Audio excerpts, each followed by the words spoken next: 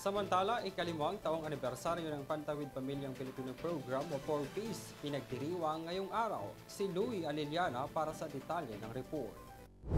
Ginugunita ngayong araw ang ikalimang taon ng pagiging institutionalized ng Pantawid Pamilyang Pilipino Program o 4Ps sa ilalim ng Department of Social Welfare and Development o DSWD.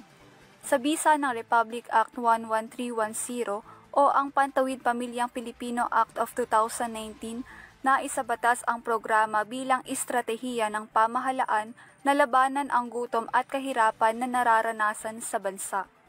Ayon kay DSWD Assistant Secretary for Disaster Response Management Group Irene Dumlao, layo ng selebrasyon na maipakita ang mga naging tagumpay ng programa.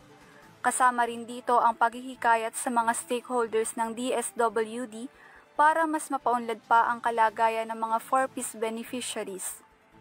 Mula pa noong 2008, marami na ang naging bahagi ng programang ito na nabigyan ng conditional cash transfers hanggang 7 taon.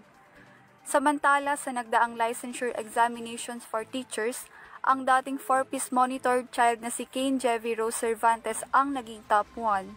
Ang pagdiriwang na may temang 5, kwento at larawan ng pangarap, pagtataya, pagbabago at pagtataguyod ng pamilyang Pilipino ay magaganap mula June 25 hanggang June 28. Para sa EuroTV News, ako si Louie Aliliana, sumasaludo sa bawat Pilipino.